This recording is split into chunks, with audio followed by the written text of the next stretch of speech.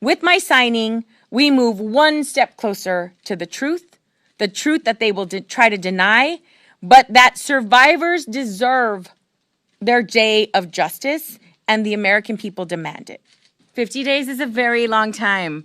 And, standing through the last few weeks, through this obstruction in my swearing in, and as Latinas, Arizona's first Latina, Chicana member of Congress. Today is a historic day for Southern Arizona, for women, for Chicanos and Chicanas everywhere. We shattered the glass ceiling together. And I'm grateful to my community and to the leaders who paved the way. But this historic moment comes with a sober reality. My swearing in was delayed by 50 days, the longest in modern history.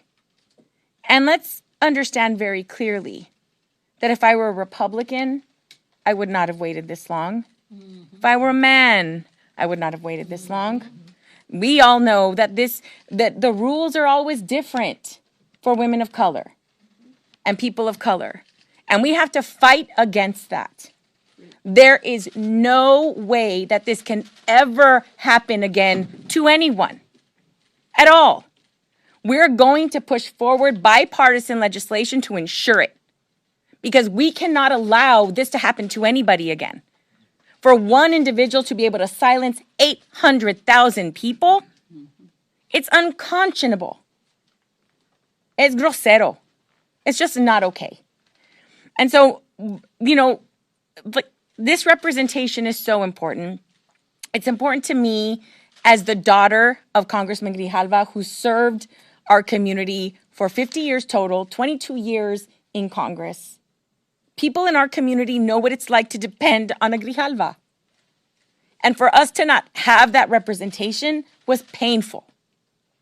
But worse, and adding insult to injury, is when Speaker Johnson would placate and make misogynistic comments about what I should and should not be doing. They all know better than I do. If you don't have a budget, you can't do anything. And that's the situation that I've been in for the last 50 days. And so Speaker Johnson purposefully obstructed my swearing in by canceling vote after vote.